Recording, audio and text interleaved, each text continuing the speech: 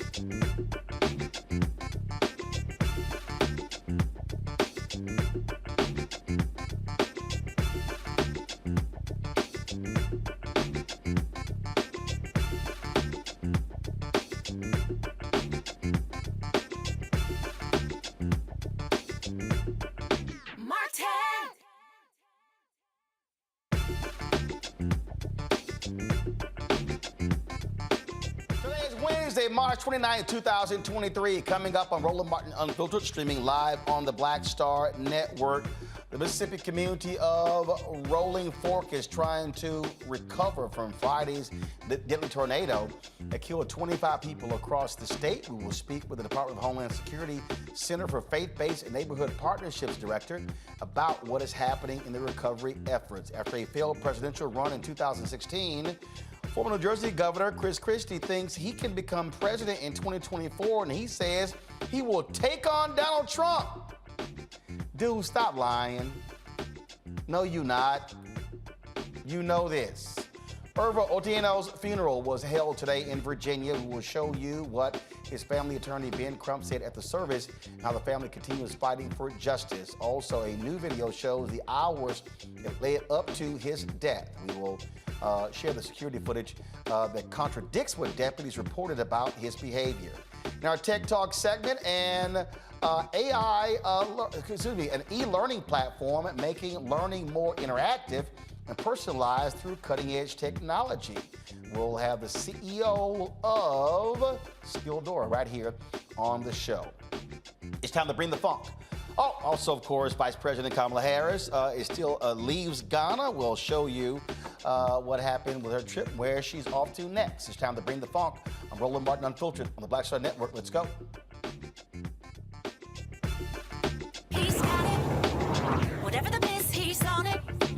Whatever it is, he's got the scoop, the fact, the find. And when it breaks, he's right on time, and it's rolling. Best believe he's knowing. Putting it down from sports to news to politics. With entertainment just for kicks, he's rolling. It's on Go Roll Roll, y'all. It's Roland Martin, yeah. Rolling with Roland now. He's funk, he's fresh, he's real, the best, you know he's Roland Martin now.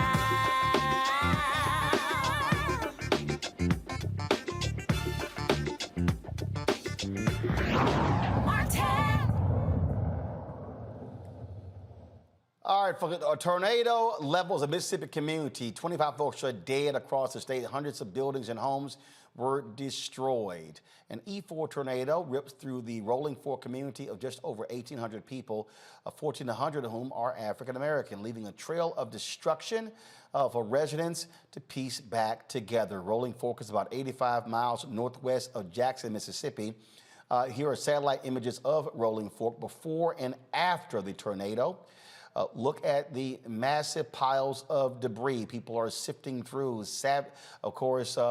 salvaging anything they can. President Joe Biden has issued an emergency declaration for the majority black community. Joining me now to talk about what's happening there is Marcus Coleman Jr., the director of the Department of Homeland Security Center for Faith-Based and Neighborhood Partnerships. Marcus, when we talk about helping folks after this, what are you providing? Well, Roland, one, thank you for having me on. And what we are providing, not just at the Federal Emergency Management Agency, but across the full federal government, is our support directly to the people of Rolling Fork, the people in all of the affected counties in the state of Mississippi.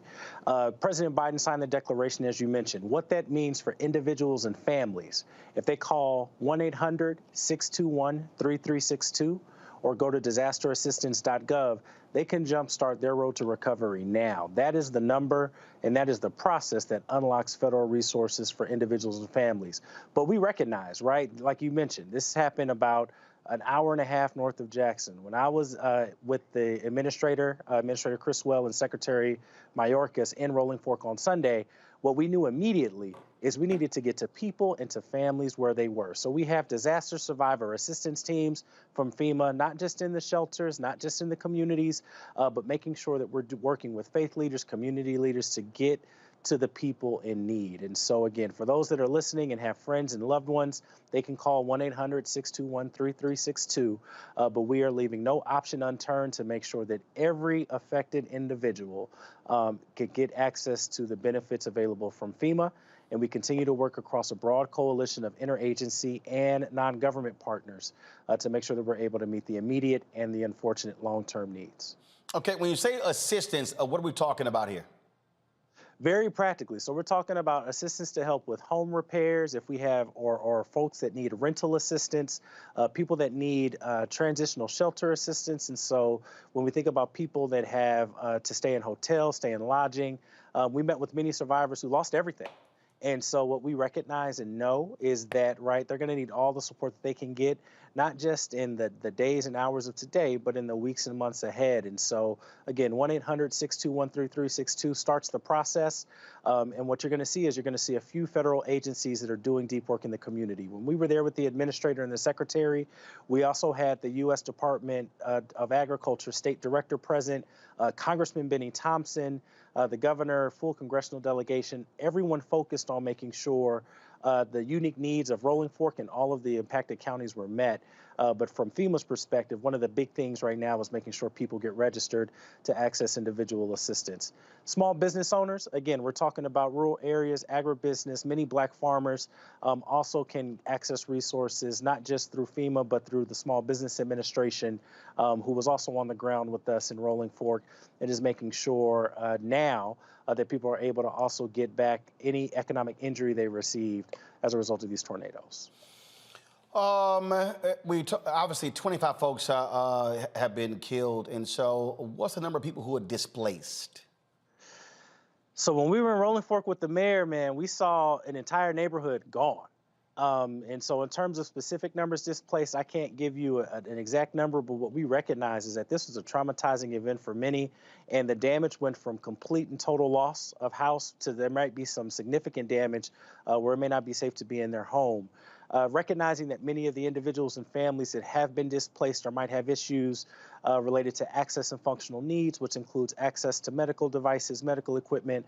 Our director for the Office of Disability Integration and Coordination, Sherman Gillums, is on the ground now to ensure that anybody that has been displaced is also entitled to the additional resources and support to replace any medical equipment and things that might come up missing. But again, we know that it is thousands for sure that are displaced and looking to figure out what to do next, which is why we know from FEMA's perspective and the full interagency through the Biden administration will be with this community for a long time.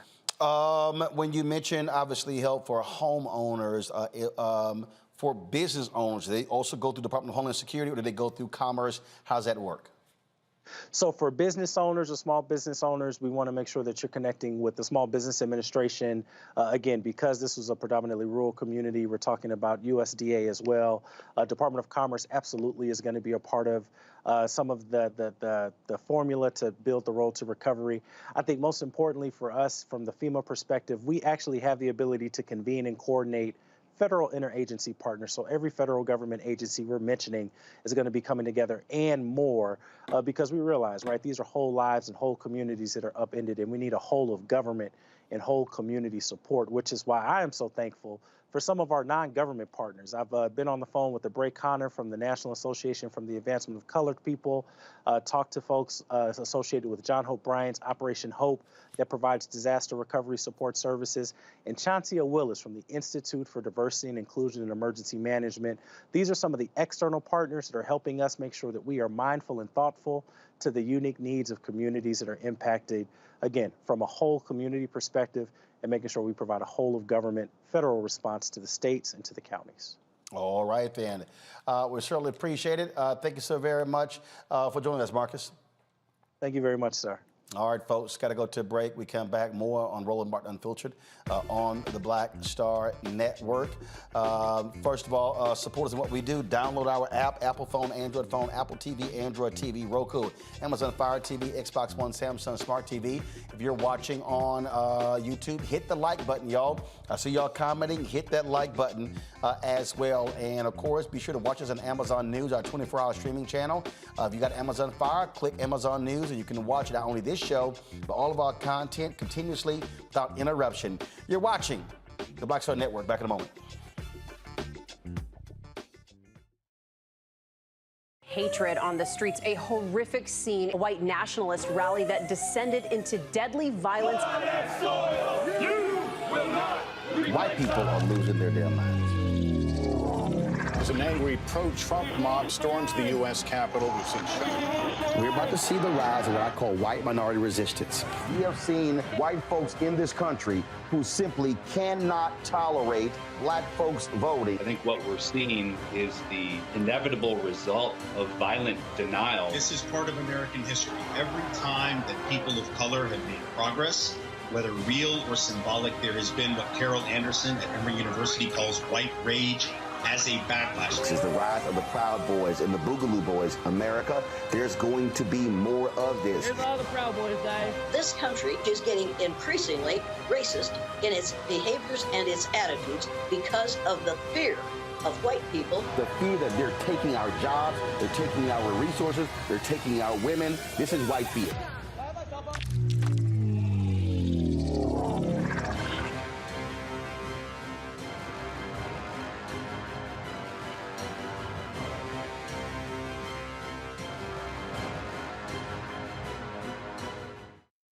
Coming up on the next Black Table, a conversation with Professor Howard W. French on his new book, Born in Blackness, covering 600 years of global African history and helping us understand how the world we know today is a gift from Black people. There could have been no West without Africa and Africa. That's on the next Black Table with me, Greg Carr, only on the Black Star Network.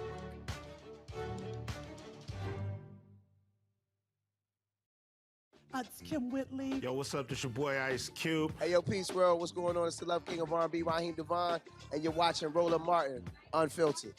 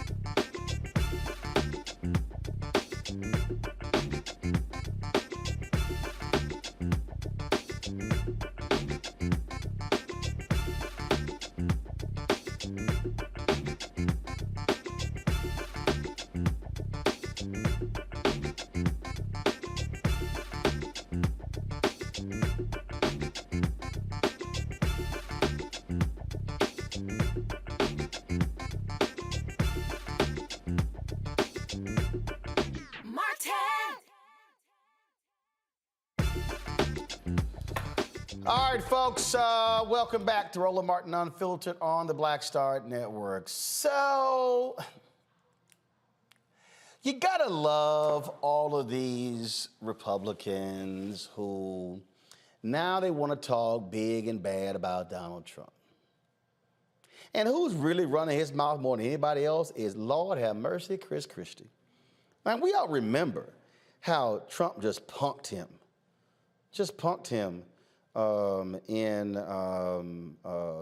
2016. And so he just got punked. Y'all need to be advancing that video. You should be starting with him, not Whoopi. He got totally punked. So he's in New Hampshire, y'all, talking big and bad. Talking big and bad. Watch this.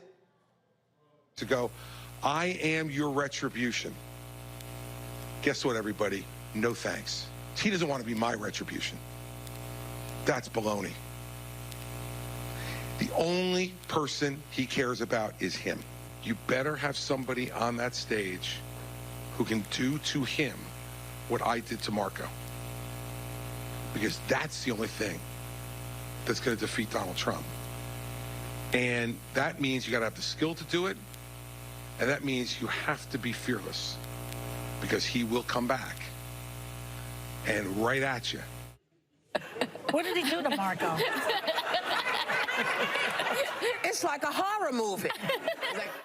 Okay, that was a response on The View today, y'all. So, now, what is he talking about? Now, Trump utterly embarrassed Chris Christie. I mean, constantly. In fact, he punked him after the election, when Jared got him fired as head of the transition team. He kept punking him. Hell, Trump gave that fool COVID and he had to go into the hospital. Now, Chris Christie, really? Now you think you could take on Trump? You couldn't even handle me in September 2021 on ABC This Week. Governor, but the reality is this.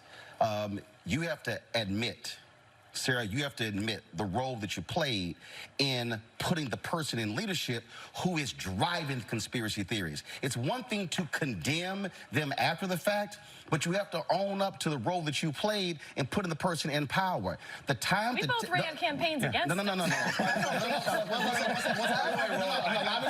finish. First off, I don't First off, I don't admit anything to you. Can I finish? First off, I don't admit to you. And second, I ran against Donald Trump in 2016. You also coached him for the debate, sir. You ran against, here's the deal, you ran against him. But when a person has principles, morals, and values, they do not support them even if you lose. And what they say is, I choose patriotism and the country over party and power. And the problem was too many Republicans chose power in riding with Donald Trump as opposed to patriotism in America. I'll sleep fine tonight with you judging my morals. Well, guess what? As a voter, as a voter who has 13 nieces and nephews, what I also want to see in America are Republicans and Democrats who have the guts to stand up to narcissists, to folks who lie, to folks who sit here and lead a country in the wrong direction. And what that man has unleashed on this country, any Republican who stood with him has to own it and accept the role that they played. Yeah, well, that's fine. I'll accept the role that I played in the 2016 election running against him,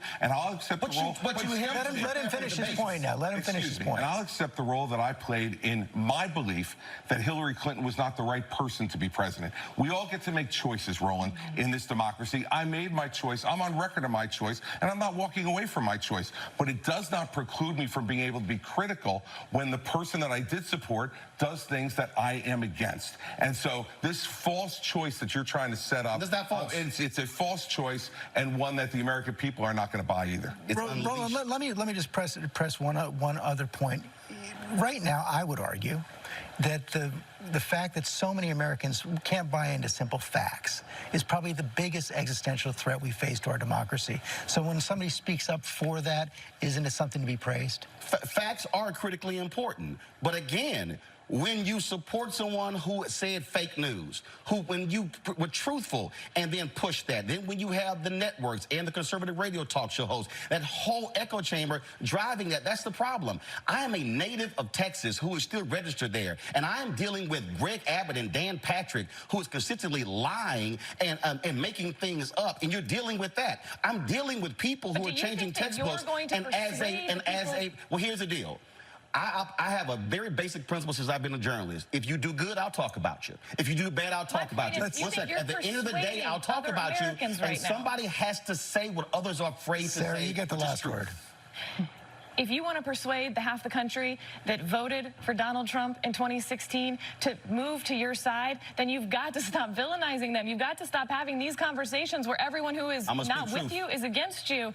And when someone says that Donald Trump did something wrong, you may want to consider praising that and trying to use that to persuade the people who are not going to be persuaded by what you said. That is going to have to be the last word, just to make it obviously continue. I'm sure it will in coming weeks.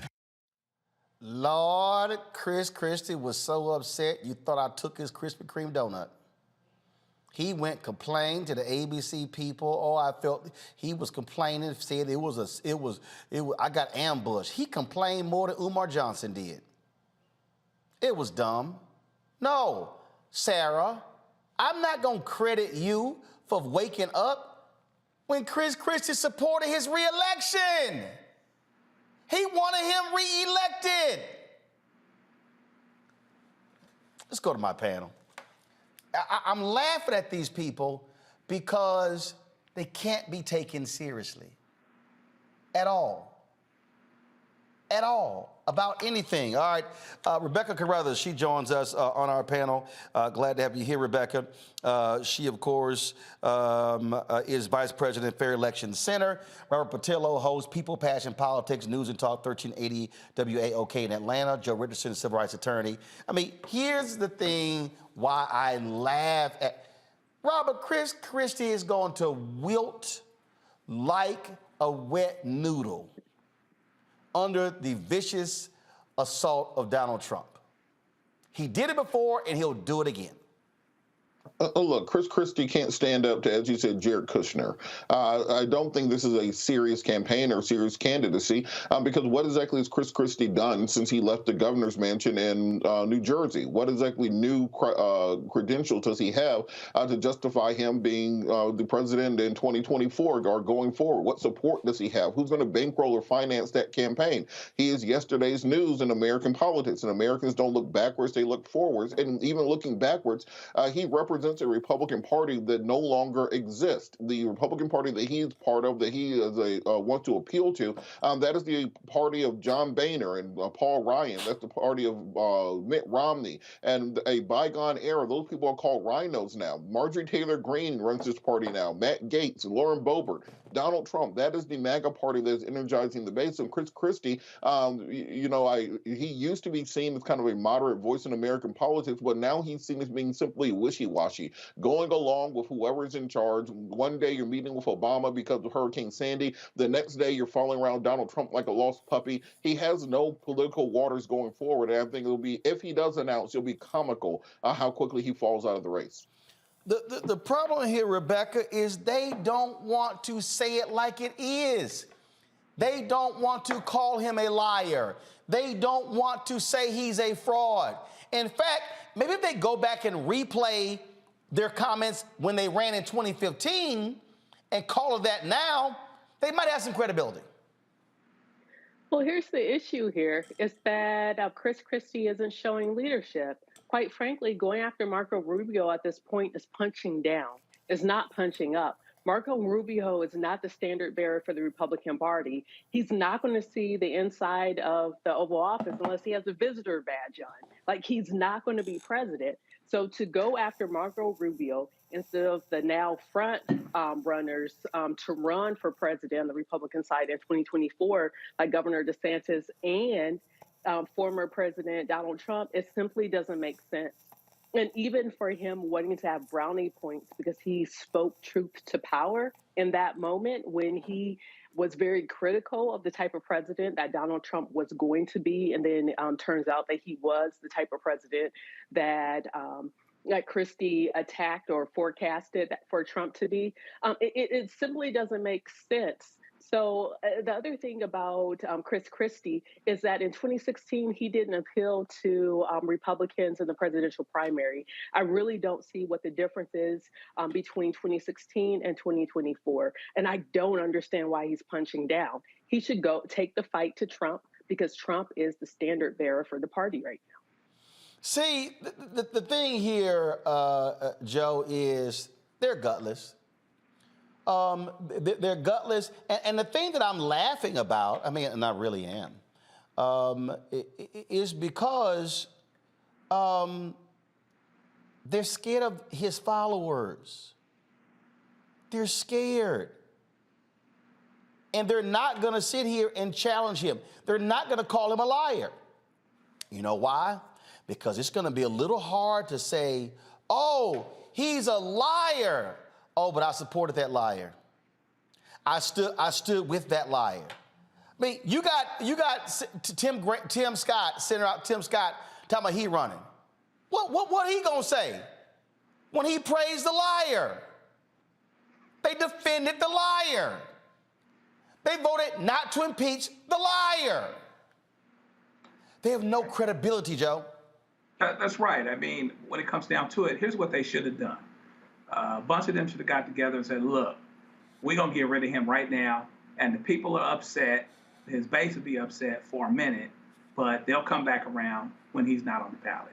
They should have decided, somebody should have snitched him out, dined him out a long time ago, got rid of him and let that be that. Chris Christie, when he won re-election for governor, he had something going. He was, to a lot of people, the potential front runner for president because he was doing it a little bit different than a lot of the Republicans were. I agree with Robert that he is now part of a bygone era. And if you sit and talk about what your, what you did to Marco Rubio, it's like, oh, okay, oh, you and one of the other of the 11 or 12 footnotes in the Republican 2016 race. He was a prosecutor. He put Jared Kushner's daddy in jail. Why is he scared of Jared Kushner? He blew his brand. He had a brand. He had the right brand. He was going down the right street, and he blew it. You know what I mean? So you don't get to come back around for that. You know what I mean? And so now the idea that he's going to say or do something that's going to actually make him relevant against Trump in this party, in this era, in this day, really is quite laughable. But what's worse about it is it's one thing if it's somebody that was never consequential trying to say it. But here's somebody that actually at one point was consequential. I didn't necessarily agree with anything he said, of course. But for that party and for what he seemed to be trying to do, I'm like, oh, okay, he might be formidable. But those days are long past, and it is because of how wishy-washy he is. At the end of the day, somebody's got to take their stand where if you disagree with them, Liz Cheney, you can disagree with her all day, but she takes her stands and she keeps her guards up on her stands regardless of what it costs her. That's where the Republicans need to be. And the fact of the matter is, none of them have that kind of heart, and Chris Christie certainly doesn't have that kind of heart. The reality is, folks, they're going to fall in line. And I'm just going to sit here and just enjoy all they do. I'm just going to enjoy to see them dance around the subject, to see them sit here and be unwilling to challenge, because that's what they are. They're not going to say anything about January 6th because they defended it. They're not going to say anything. They're not going to say anything about his constant lying because they defended it. They're not going to say anything about his behavior because they actually sucked up to it. In fact, remember, I'm just going to play this for y'all before I go to the break. I just want y'all to remember a time when Lindsey Graham actually had some credibility, when he wasn't a Trump sycophant, when he wasn't so, and again, so focused on power that he actually had some credibility. You ready for this? Give me 1 second, because I really, because I find this fascinating, y'all. I find it fascinating when I listen to these fools. Oh, go ahead and take it from here. Let's see. The only way we lose this election is to nominate somebody that cannot grow the party's vote among minorities, young women, and the coalitions we need to win. If you nominate Trump and Cruz, I think you get the same outcome. You know, whether it's death by being shot or poisoning, does it really matter? I don't think the outcome will be substantially different. Here's my take. Dishonest, which is Hillary Clinton in the eyes of the American people, beats crazy. I think Donald Trump's domestic and foreign policy is gibberish. I think Ted Cruz has a reputation of being ideological to a fault, and that when it comes to problem solving, he will have a very difficult time proving that he is a problem solver. When it comes to the immigration issue, he has doubled down on a line of attack that's hurt us with Hispanics. I think he would be easy prey to basically stereotype as being too rigid to be president. I think that his no exceptions for rape and incest will be a tough sell with young women. I'm proudly pro-life, but most pro-life people have an exception for rape and incest. He does not. So that entire package of Trump and Cruz, in my view, would make it possible for her, if she's the nominee, or Bernie, to win an election they should lose. And if you take those two off the table, dishonest loses to normal. So let's just pick somebody out of the phone book. If we have to, we can win this election unless we lose it. And I think Bob Dole's concerns about Ted Cruz I share.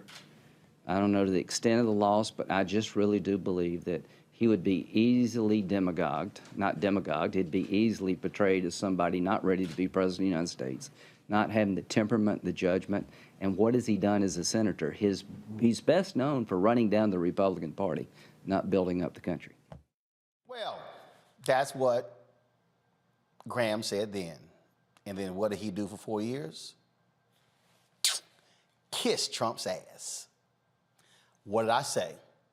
They chose power over party, patriotism, morals, values, principles, and ethics. I'll be right back.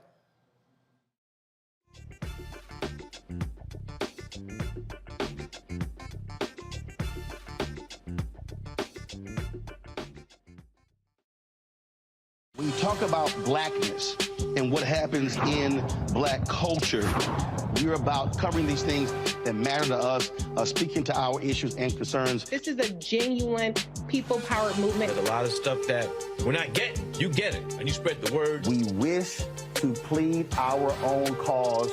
Too long have others spoken for us. We cannot tell our own story if we can't pay for it. This is about covering us. Invest in black-owned media. Your dollars matter.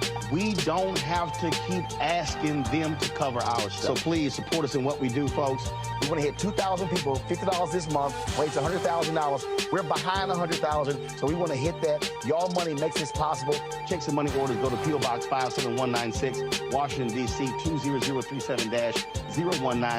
The Cash App is $RM Unfiltered. PayPal is R Martin Unfiltered. Venmo is RM Unfiltered. Zelle is Roland at RolandSMartin.com. On the next A Balanced Life with me, Dr. Jackie, Re-Entry Anxiety. A lot of us are having trouble transitioning in this post-pandemic society and don't even realize it. We are literally stuck between two worlds, in purgatory.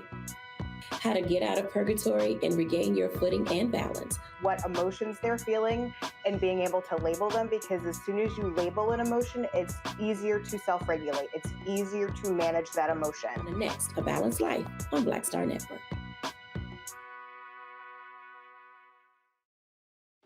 My name is Charlie Wilson. Hi, I'm Sally Richardson Whitfield. And I'm Dondre Whitfield. Hey everybody, this is your man Fred Hammond, and you're watching Roland Martin, my man, Unfiltered.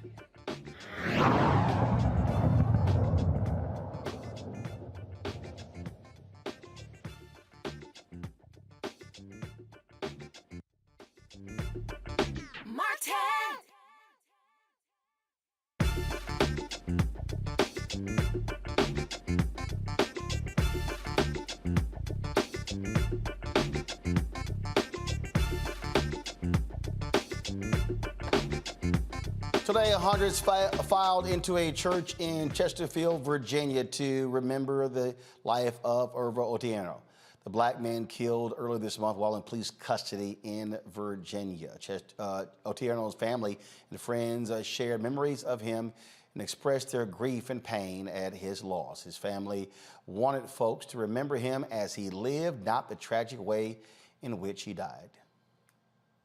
Irvo was slow to anger and quick to forgive. To me, Irvo represented more than just a black man in America. He represented a black man in Kenya. He represented sisters in Kenya. To me, Irvo's life gives me purpose. The community has responded graciously. Thank you. We couldn't do this without you. Thank you for dropping food off. Thank you for running errands. Thank you for your phone calls. Thank you for your emails. Thank you for your donations. Thank you for your support. The image of which I see here in front of me today is exactly who Irvo's neighborhood looks like. To say goodbye to my son, Otieno. When I took my son to the hospital, this is not what I envisioned. I didn't think my son was not coming home. But son, this is where we are. And I'm sorry. Son, you are a great man. You are gentle and slow to anger. When attacked, you responded. You stood up against intimidation. You stood up against hate, racism, and microaggression. The family attorney, Ben Crump, he also spoke. your head and you say, but he had handcuffs on his wrist. And he had leg irons on his leg, Reverend Jones, and he was face down. And they piled on top of him. And my God, Councilman Jones, less than 3 years after George Floyd, why would any law enforcement officer put their knees on a man who is restrained and face down? But we see it on the video. And they stayed on him, Leon. Not 1 minute, not 2 minutes, not 3 minutes, not 4 minutes, not 5 minutes, not 6 minutes, not 7 minutes, not 8 minutes, not 9 minutes, not 10 minutes, not 11 minutes, but almost 12 minutes. They stayed on him. And Reverend Ellis, they say he was struggling because he couldn't breathe. And they try to say, well, technically it's legal. So we go back to the letter from the Birmingham jail when Martin Luther King reminded us, just because they say it's legal, that don't make it right. Folks, Henrico County Sheriff, first of all, several Henrico County Sheriff deputies have been charged in the death of Otieno at a Virginia State Mental Hospital. It took place on March 6th. Again, his family continues to demand answers. In fact, more security video of him before he was transported to the hospital has been released. The security footage shows deputies entering the cell carrying a pair of pants before pulling him from his holding cell and transporting him to Central State Hospital on March 6th, where he later died during the intake process. Again, 7 Henrico deputies and 3 hospital workers have been charged with second-degree murder in this particular case. And it is still baffling, Rebecca, that the family had to bury this man today. Telling us that technically this is legal. They're saying technically we didn't do anything that was illegal. And so anytime that you have to start something with technicalities, you're usually on the wrong path. You're on the wrong footing. And so we're still hearing that technically it's still legal to kill unarmed Black men, that technically it is still lawful to kill Black men who are in the middle of a mental health crisis. And so we're hearing that the law is going to support them based upon what the Henrico officials are telling us so far. So at some point, just like the letter from the Birmingham jail, we have to move beyond technicalities and we have to start doing what is right. There was a police union president who posed the question to me and to some others, well, what are you trying to say? That all of us have to be perfect when we go to our job? There's no other job where that standard of perfection exists. And my response to law enforcement officials who believe like that, we're not asking for you to be perfect because we understand that you're human. We're asking that if you have the ability to lawfully take someone's life, you don't kill people. That's what we're asking law enforcement officials across the country. Stop killing us. Joe? Yeah, I mean, you know, when you're talking about what's legally wrong and what's morally wrong, we know that this is morally wrong all day long. Perhaps we are starting to be, for as much as we're going through and as much heartache as this is, and hearts go out to this family, as much of this that is going on, at least there ultimately were charges. At least there is some action on the criminal front, because it looks to be that if, you know, from the prosecutor's standpoint, that, yeah, perhaps it was legally wrong, and that's why this is going to go down this road. But again, you know, this brother was struggling for his breath. Listen, you know, you might not like the brother next to you, the person next to you. You might have, you know, a whole lot of things you don't have in common. But one thing you do have in common is that you all need to breathe. And there's a natural inclination for us to struggle to breathe if we are not breathing, because we can't live without breathing. So you put 7 or 8 folk on top of this brother, and he's going to struggle to breathe. They translate that or transmit that as resistance, and now they're doing harder what they were doing before. The more people you have, the more it should be possible to save his life, not to get rid of his life. Robert? Well, you know, it reminds me of 1 Timothy chapter 1, 8 through 11, where they say, but the law is good so long as a man uses it lawfully. In this case, we see that this may be technically legal, but clearly they're not using the law lawfully. We have a situation in this country where law enforcement decided that instead of enforcing the spirit of the law, they would rather exist within the gray areas of it, where simply put, they will use any excuse for the ability to kill black and brown people in this country. I was on the news in Iran yesterday on Press TV, and they were asking us questions about the U.S.'s role in enforcing human rights around the world. And one of the anchors asked me, well, how can we talk about human rights around the world from the United States perspective when they still fail to treat African Americans with the types of human rights they demand other countries to do so? And we don't have a good answer for that. How exactly can we criticize China for their treatment of the Uyghurs when we still have African Americans being murdered by the government of this country on a regular basis? How can we talk about the actions of Putin in the Donbass and in the Luhansk regions, the International Criminal Court issuing a warrant for his arrest, when we still have black people being murdered in the streets by government agents who are acting under the cover of state law, under the color of law, with a badge on that is issued by the government with governmental immunity from doing so? We have to clean our own house up before we can go to anyone else's house. And until we can answer that question on the international stage, America will never be that shining city on the hill that we purport to be. Indeed, indeed. All right, folks, hold tight. When we come back, we'll talk Vice President Kamala Harris ending her trip in Ghana, and now she is in Tanzania. We'll tell you about her day 3 in Ghana and what is next on her next piece of her 7-day leg to the motherland. You're watching Roland Martin Unfiltered on the Black Star Network and YouTube. Hit that like button, y'all. We should be at 1,000 likes by now. Shouldn't have to take us 2 hours to get there. Also, download the Black Star Network app, Apple phone, Android phone, Apple TV, Android TV, Roku, Amazon Fire TV, Xbox One, Samsung Smart TV, and of course, you can also watch us on Amazon News. If you got Amazon Fire, go to Amazon News. You can check us out. And don't forget, your dollars make it possible for us to do what we do. Folks, trust me, I am fighting this battle for us to get advertising dollars, but it's critically important that we're able that you're able to support us in all that we do. And so please, again, contribute to us. Send your check and money orders, P.O. Box 57196, Washington, D.C. 20037-0196.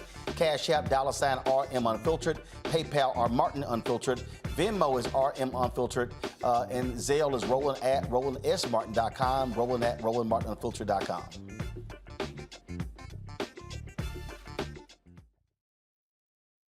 Pull up a chair, take your seat. The Black Table with me, Dr. Greg Carr, here on the Black Star Network. Every week, we'll take a deeper dive into the world we're living in. Join the conversation only on the Black Star Network. Hi, I'm Dr. Jackie Hood Martin, and I have a question for you. Ever feel as if your life is teetering and the weight and pressure of the world is consistently on your shoulders? Well, let me tell you, living a balanced life isn't easy. Join me each Tuesday on Black Star Network for A Balanced Life with Dr. Jackie. We'll laugh together, cry together, pull ourselves together, and cheer each other on. So join me for new shows each Tuesday on Black Star Network, A Balanced Life with Dr. Jackie.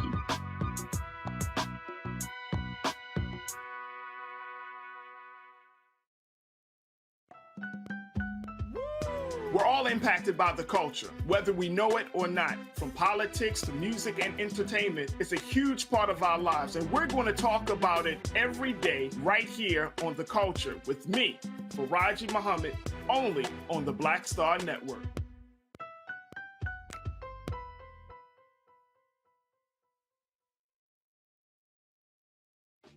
My name is Charlie Wilson. Hi, I'm Sally Richardson Whitfield. And I'm Dodger Whitfield. Hey everybody, this is your man Fred Hammond, and you're watching Roland Martin, my man, Unfiltered.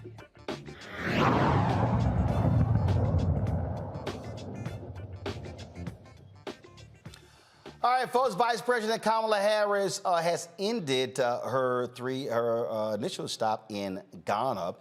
Today, she met with some women entrepreneurs. Here's some photos the White House provided us of that meeting. She met with some female entrepreneurs, where she also announced more than $1 billion in private sector commitments to empower women across the continent. The investment will help digitize women-owned businesses, provide access to capital, health care, and education, and combat gender-based violence. As part of this, the Vice President announced a new fund, the Women in the Digital Economy Fund, alongside the Bill and Melinda Gates Foundation. The White House says this fund will help close the global digital gender divide. Now, she left Ghana and is now, of course, has made her way to Tanzania. Here's some footage of her arrival in Tanzania. This is on her next step. Guys, roll the video. Thank you very much. And so she's there with the second gentleman, Doug, as well. They were, like I say, arriving there. While they were in, of course, were in Ghana, she made her visit yesterday to one of the slave dungeons. The vice president is going to be in the motherland, hitting several countries over the course of a week. Here's what I find to be interesting. Y'all keep rolling the video here, but here's what I find to be interesting here, Joe. If you watch mainstream media, it's as if she's in hiding. And people are always whining and complaining. I remember Chris Christie was on ABC. Oh my God, we never hear from her. We never see her. She's literally in the motherland, making the visit there, and these folks act like nothing is happening. Joe, you're on mute. Oh, shit. Oh, I'm not on muted. Now you're on. Now you're on. Okay, sorry about that. She's, shoring us up all over the world, but nobody's talking about it. And so it's terribly unfortunate because there's this narrative that she's disconnected from the president, that they're not together on the same page, and that she doesn't bring anything or enough to the table, when in fact, she's a large part of the reason why Joe Biden won. You forgot Joe Biden never ran a good campaign until James Clyburn and Black America thought that we wanted him to win over Bernie Sanders, and that changed everything, and she was a big part of that. So she's going to continue to do her job. Hopefully, the media coverage gets a little bit better. To be honest with you, this is the first media coverage I have seen on it, to your point. And so hopefully that gets a little bit better, because she is not this faceless and nameless person. She's the second in power, and she's on her job. See, this is why, what I keep trying to tell people is, Rebecca, why Black-owned media matters. It's because who else is covering this? Yeah, the vice president does a really good job and is very well received each time that she goes abroad. When Kamala Harris was in Asia, she was very well received. And so whichever continent that she goes to, she is very authentic in how she shows up and how she represents the country abroad. And she really connects with folks around the world. And that simply isn't shown in mainstream media within the United States. Even when she travels domestically, like, we never see the coverage. Like when she was recently in South Carolina, we really didn't see much coverage in mainstream media with all of the work that she's doing and how well received she is, not just internationally, but even beyond the Beltway. I'm hoping with Stephanie Young returning to work for administration and to be senior advisor to Kamala Harris's team, I'm hoping that changes how media starts to interact with the office of the vice president. Robert. I think we have to put this against the backdrop of how important this trip is indeed for the vice president. Just in the last 2 weeks, we've seen China broker a landmark agreement between Iran and Saudi Arabia, ending the decades-long Cold War existing within the Middle East. And then going directly from that, President Xi having a 3-day trip with Vladimir Putin, and then reaffirming their strategic friendship, their strategic partnership. The reason that is significant is if you think back through 500 years of colonial history, in any time there's been an agreement between a European nation and a quote-unquote developing nation or a non-European nation, this is the first time that I can remember where the non-European nation is on top in that negotiation, where Russia is now basically a vassal, where China is in suzerainty over the Russian Federation currently because they need their help that much. The reason China is in this position is because over the course of the last decade, while America was doing quote-unquote America first under Trump, China was investing in their Belt and Road Initiative, putting trillions billions of dollars into developing nations in Africa and across the Middle East and South America, building up diplomatic gravitas there. And many of those countries are more closely aligned with China than the United States of America. This trip from Vice President Harris was about reestablishing America's interest in and their activity within the African continent, not just militarily where we have troops stationed there, but in the humanitarian front and also on the development front. We cannot go dollar for dollar with China where they're building ports, building airports, building entire parliament buildings on the continent. But this is a first step in reestablishing that America will play on the economic playing field within the developing world, and that we will no longer be on this America first footing that's put us a decade behind in development. Well, the thing that people have to understand here, Rebecca, is that when we're talking about Africa, 54 countries, the motherland, we're talking about the youngest continent. The United States had damn well better have some type of relationship with these African leaders. Yeah, we really should understand that by 2050, I think 1 out of 4 people on the planet will live on the continent of Africa. And so we really need to understand that the continent of Africa should be one of our main trading partners or sets of trading partners across 54 countries. And here's the other thing. I would say for Black entrepreneurs in America and Black business owners, don't wait for the United States government to start that trade partnership, but actually figure out how can we connect business to business with African Americans and Black folks in Africa. I think we should really go ahead and take the lead on it, because I'm not sure that the types of administrations that we've had really focused on that. And again, I'm sorry, go ahead. Oh, no, I was going to say, Roland, you can actually do an entire sequel to your book, White Fear, and do White Fear Global. Because if you look at reproduction rates in Europe, they're at 1.5%. We need to be at 2.2% to be at replacement levels. So as Rebecca just said, the population growth that we're going to be seeing in the latter half of the 21st century is going to be in Africa and in South America and in Oceania. Because of this, you're seeing many European governments there now experiencing the exact same white fear there that you're seeing happening here in the United States of America, whether it's Giorgia Meloni, the neo-fascist Mussoliniite in Italy, whether it's Orban, whether it's Lukashenko, whether it's the Brexit movement, which is about closing off immigration in the UK. So this is becoming a global white fear pandemic that we're falling into. And when it comes to investment, many of these developing nations, particularly African nations, aren't really in a hurry to go back and be friends with the same people that colonized them and enslaved them. And that's why China has the upper hand when it comes to diplomacy and diplomatic favor across the globe. We're going to see a very different world in the latter half of this century than we've seen over the course of the last 500 years. Well, again, folks, if y'all want to understand why the Black Star Network matters, it's because of this. First of all, it would have been great for us to be actually on the trip, but you know what? It probably, you talk about from a cost standpoint, anywhere from $50,000 to $75,000 to be able to travel there, to be a part of that pool, and all of that sort of stuff. That's why resources matter. Our goal is to build to that. But I'm gonna tell y'all right now, this happens all the time, folks, where you're not seeing the level of coverage, where you're not seeing folks talk about these sort of stories. We talk about this all the time. This is why Black-owned media matters. So please support us in what we do. Make it possible for us to cover the news that, again, mainstream media is ignoring. Check and money orders, P.O. Box 57196, Washington, D.C., 20037-0196, Cash App, $RM Unfiltered, PayPal, R Martin Unfiltered, Venmo is RM Unfiltered, Zelle, Roland at RolandSMartin.com, Roland at RolandMartinUnfiltered.com. We'll be right back.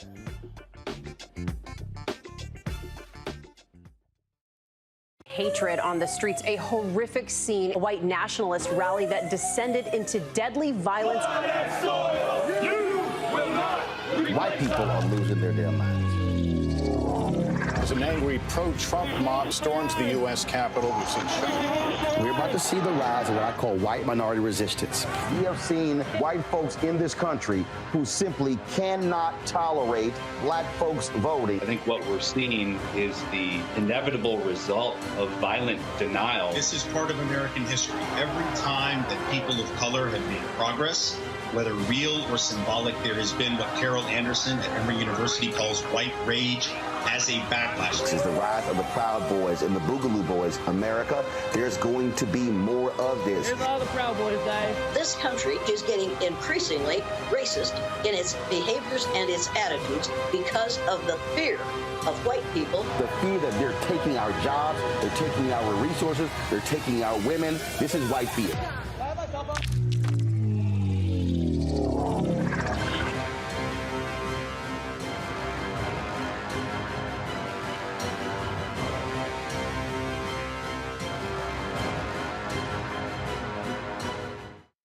I'm Deborah Owens, America's Wealth Coach, and my new show, Get Wealthy, focuses on the things that your financial advisor and bank isn't telling you, but you absolutely need to know.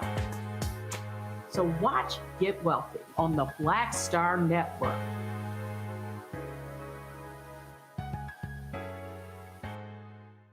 Hi, y'all doing? It's your favorite funny girl, Amanda Seals. Hi, I'm Anthony Brown from Anthony Brown and Group Therapy. What up, Lana Well, and you are watching Roland Martin Unfiltered.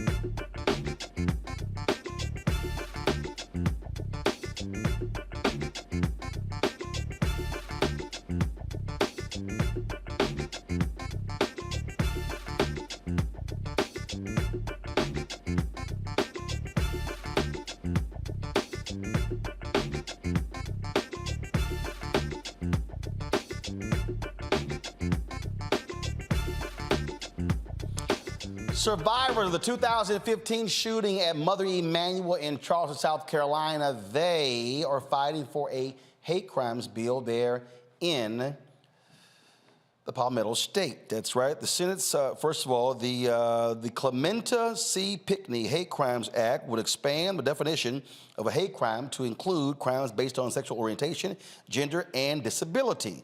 The Senate subcommittee passed it Tuesday in the whole Judiciary Committee in a 15-8 vote this afternoon, but the bill failed in the South Carolina State Senate.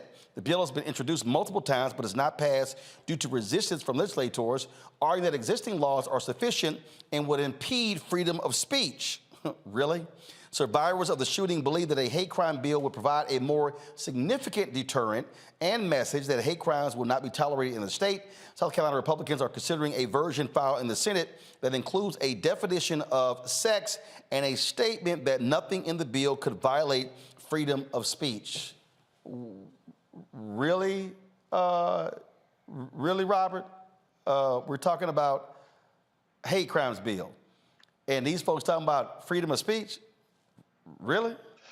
Well, as we've seen, we have a Republican Party in this country right now that is seeking to roll back rights, not to expand them. They're trying to get rid of the things we've done in the 1960s and the 1970s. We saw affirmative action before the Supreme Court, and it's probably going to be overturned. We're seeing the Dormant Commerce Clause will probably be overturned by the U.S. Supreme Court, and they're trying to find every way to take out every bit of progress that's been made over the course of the last century and a half when it comes to African Americans and other minority groups. And the fact is, we are seeing more and more hate-related attacks on people based on gender, based on sexual orientation, based on how people dress, etc. And we have to provide protections to the updated threats that exist today. The Republican Party has, for some reason, decided that the transgender community is now their new punching bag, which is motivating more attacks on trans people, that's encouraging more attacks on the LGBT community. We saw the last major hate crimes legislation that we had with Matthew Shepard and James Byrd Act, which was meant to fight that on the federal level. And we have to stop these states from being able to push backwards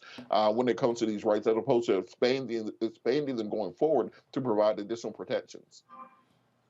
Joe. If you close your eyes and listen to the conservative church and you listen to Donald Trump, you can't tell which is which. And so they're going to bring up free speech, which basically amounts to hate speech. So they want to be able to say whatever it is that they want to say. But listen, Jesus wasn't a hater.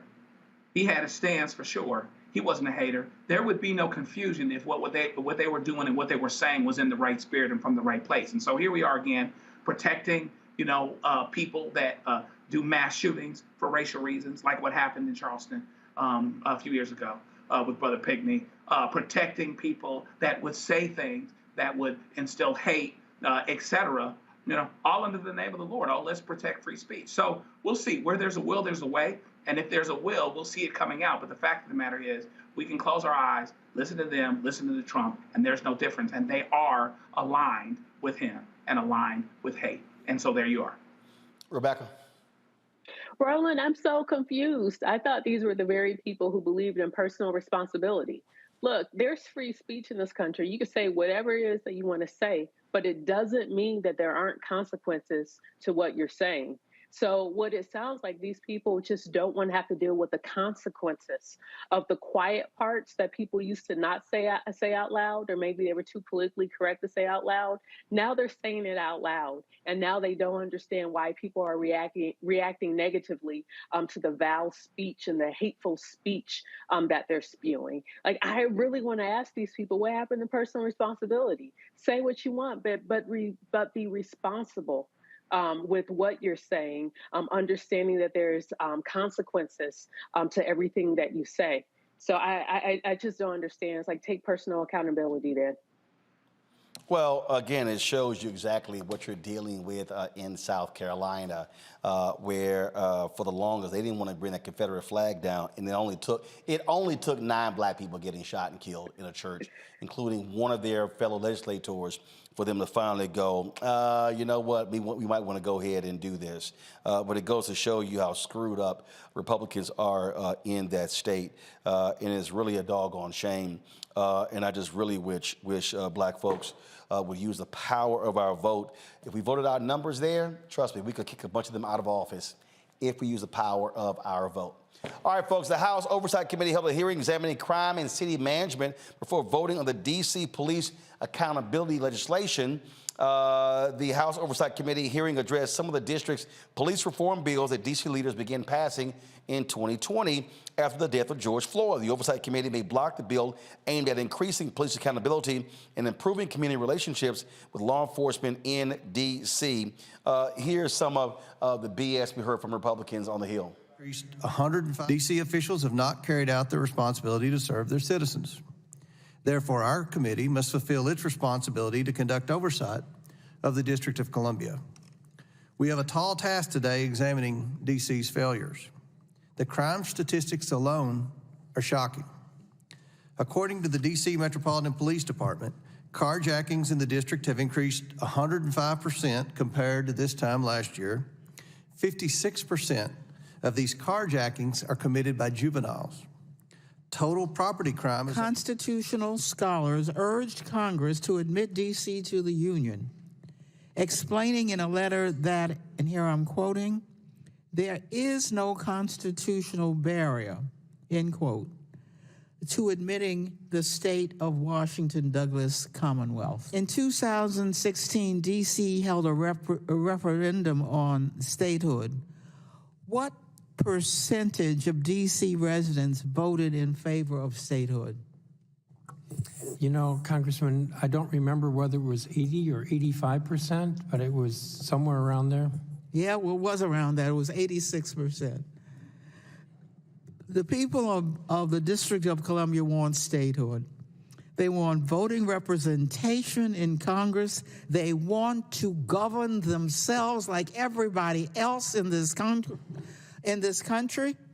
Congress has the authority to admit the state of Washington, Douglas Commonwealth. It is time for Congress to pass the D.C. statehood bill.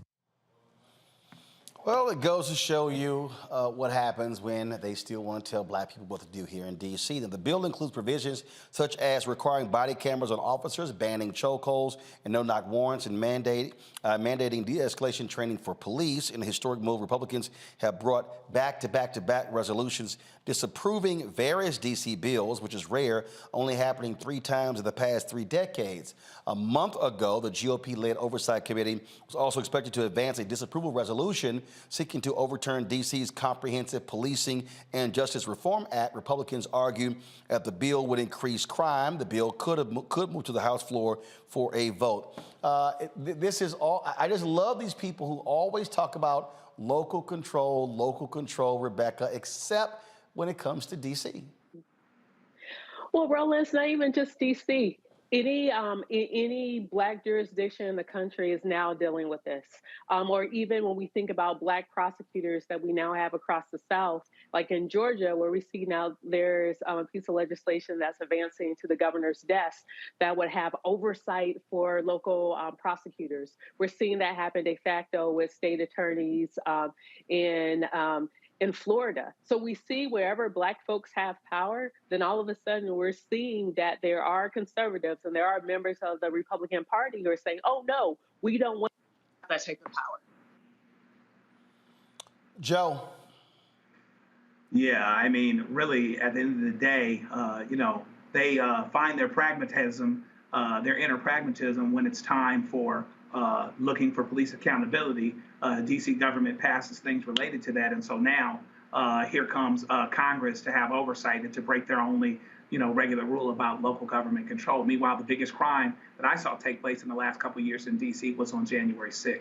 But they don't want to talk about that. In the South and in other places in the country, again, they are going after oversight, where they're actually overseeing judges, where they're trying to get to a place where even locally picked people that were picked by local citizens, often black citizens, don't have the say that they're supposed to have constitutionally.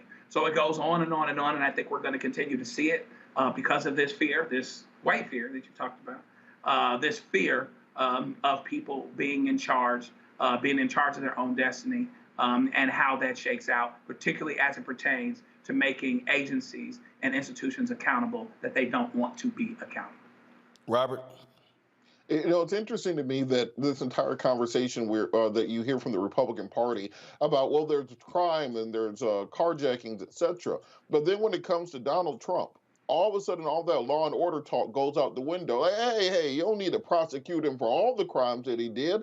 What are we even doing? These prosecutors, they're weaponizing the government against us. So which is it? Are you saying that the police in this country, prosecutors in this country are weaponized against its citizens? In which case, I will in large part agree with you and think we need to reform it. But they only mean that when it comes to Donald Trump, the January 6th protesters, and whatever crime they're doing at any given time. We have to have some consistency when it comes down to it. There can the entire DC issue can be solved via statehood, but they don't want to do that because they don't want another black state. They don't want to throw off that balance they have in the Senate. They don't want to throw off the Electoral College, so they will much rather grandstand in Congress than actually do something that will fix the problem. All right, speaking of Congress, Congresswomen Cori Bush and Ayanna Pressley, they have launched the Gender Equity and Justice Caucus in Congress. Pressley and Bush explained why this caucus is vital during a news conference today on the Hill. So we're here today because we believe it is time that Congress affirms the Equal Rights Amendment as the 28th Amendment to the Constitution. And we are organizing Congress by launching this caucus to make sure that equality becomes enshrined in the supreme law of our land. It is time Congress makes constitutional gender equality a national priority. It is time that Congress centers the people who stand to benefit the most from gender equality. We're talking about and including Black and brown women, the LGBTQ+ community, people seeking abortion care, and other marginalized groups. We're here because from the start, people like me and many of my constituents were intentionally written out of our nation's founding document. That ain't right. The absence of foundational equality allows discrimination to persist and injustice to fester. One example of this discrimination and injustice is the fact that on average, women make 77 cents on the dollar in comparison to men. Now, we've heard that over and over again. Yeah. So, as striking as this statistic sounds, it only really became real to me when I sat down and I actually did the math for myself in my own life, and I realized exactly how much was missing. Pass that mantle over, that it's important that this movement in this moment be led by those and centered by those who stand to benefit the most from the passage of the ERA and who have been ignored, left out, and left behind in our founding document and often not given the credit they deserve in this fight. So we paid that tribute to many of these sheroes in the People's House to register officially into the congressional record their contributions to the movement, because for so long we have either been erased or relegated to a footnote in history. And so I hope this representation, this demonstration here today of a truly multiracial, multi-generational coalition affirms that there will be no erasure any longer. All right, folks, got to go to a break. We'll be back on Roland Martin Unfiltered on the Black Star Network. Don't forget, if you're on YouTube, hit that like button, y'all. We want to hit 1,500, 2,000 likes every single day. It impacts the algorithm. And don't forget, you can also do the same. Hit the sharing button on. First of all, let me see, because Facebook keep tripping. Especially with our numbers. And I keep telling y'all what Facebook is doing. Facebook is actually blocking our content from getting out, and I'm always showing you this. And just so y'all know, here's a perfect example. Y'all see it. So yesterday's show, you saw us talking about Seattle police reform and Vice President Kamala Harris. Okay, see, this is what I don't understand. You want to show our Facebook trips, y'all? So this is a perfect example. Yesterday's show, we talked about Seattle police reform, Vice President Kamala Harris in Ghana, a lawsuit in Virginia, education bills in Texas. We covered your post because it may show graphic content. There was literally no graphic content in yesterday's show. I'm curious. That's how confusing it is. For me and Facebook. I don't understand why they would cover it, but that's what they do. Okay, so it's nuts. That's what they do. So I'm always checking to see for them, because like I say, they love to sit here and block what we do. And you sort of when you go to the page, you sort of pull in here.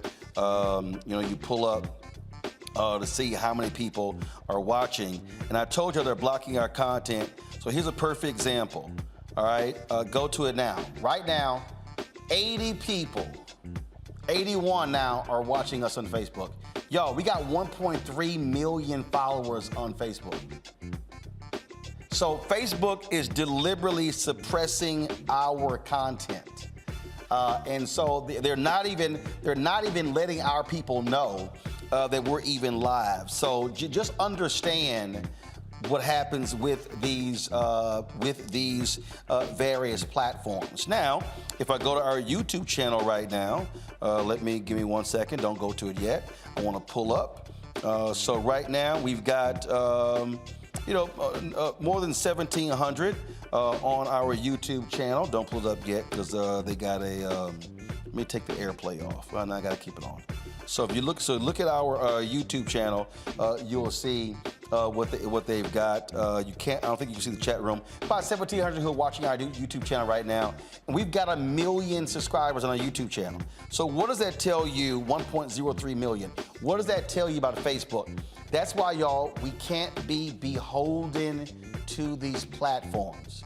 So I need y'all to understand why we've created these additional things. And so That's why if you go back to the do I have it on here? I should have it on here.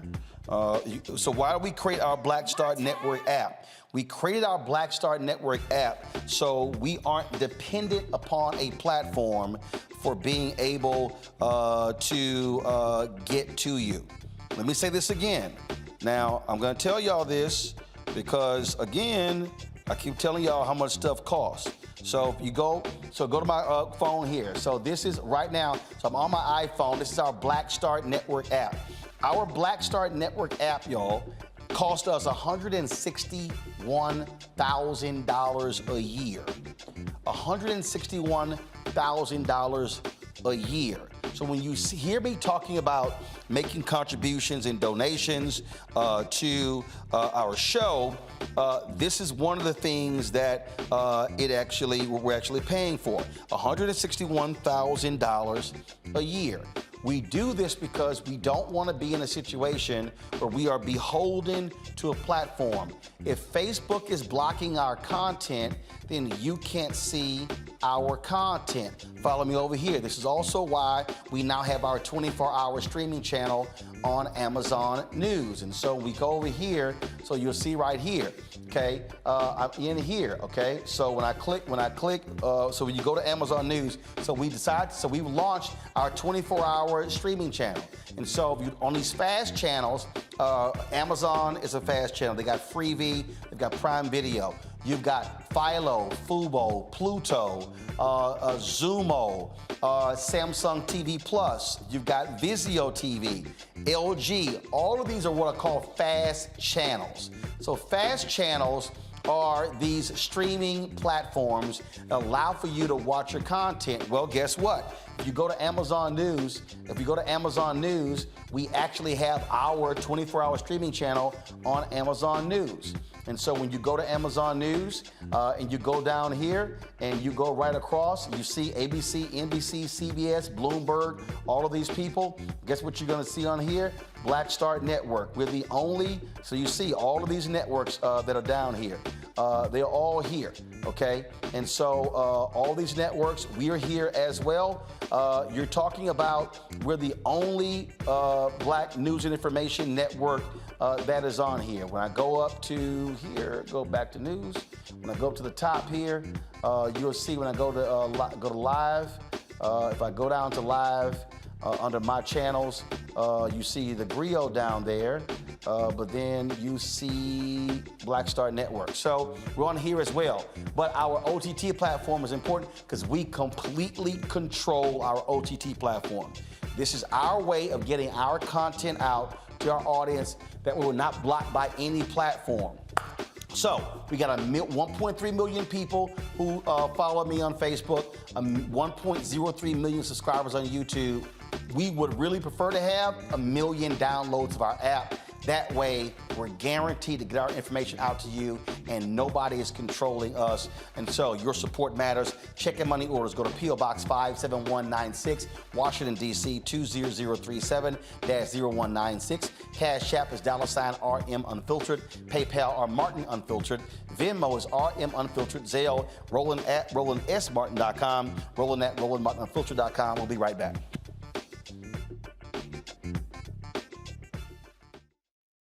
A lot of these corporations or people that are running stuff push Black people if they're doing a certain thing. What that does is it creates a butterfly effect of any young kid who, wants to leave any situation they're in, and the only people they see are people that are doing this. So I gotta be a gangster, I gotta shoot, I gotta sell, I gotta do this in order to do it.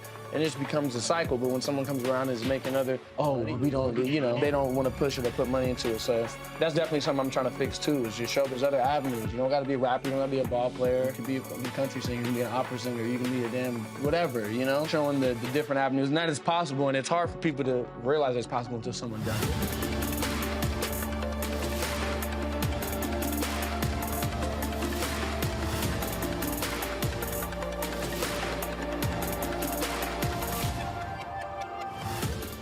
On the next A Balanced Life with me, Dr. Jackie, Re-Entry Anxiety.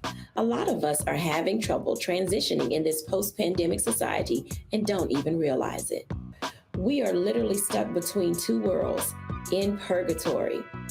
How to get out of purgatory and regain your footing and balance. What emotions they're feeling and being able to label them, because as soon as you label an emotion, it's easier to self-regulate. It's easier to manage that emotion. The next, A Balanced Life on Black Star Network. Hey, I'm Antonique Smith. Hey, I'm Arnez James. Hi, this is Cheryl Lee Ralph, and you are watching Roland Martin, Unfiltered. I mean, could it be any other way? Really? It's Roland Martin.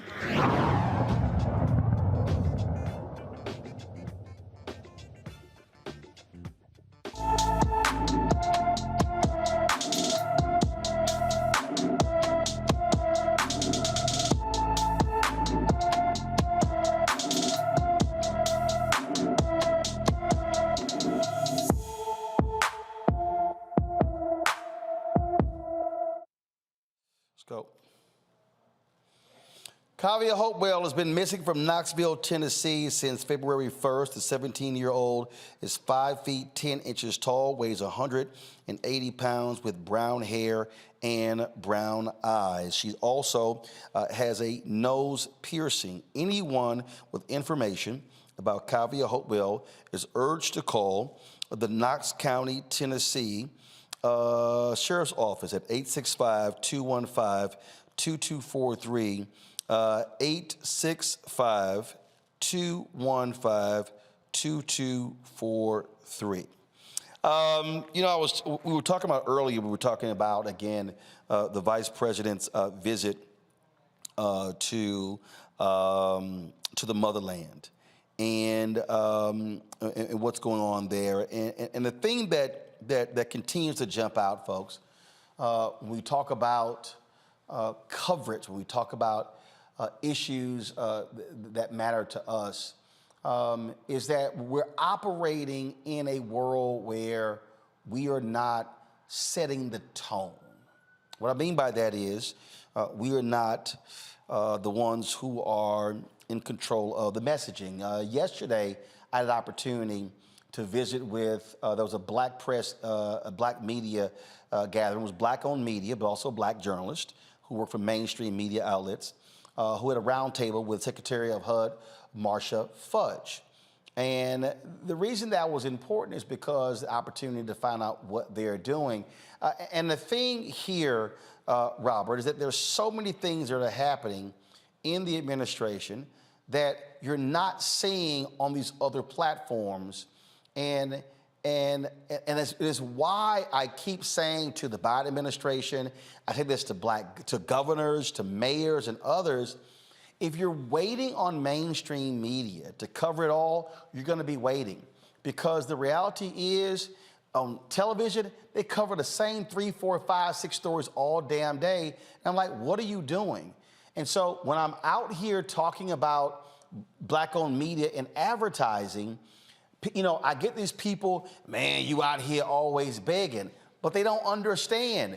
We see example after example of things that are happening in our community that no one knows about. Secretary Fudge said something yesterday. She said, of the 4 women who were in the meeting yesterday, they control 7% of America's gross domestic product. That was in the meeting we had yesterday.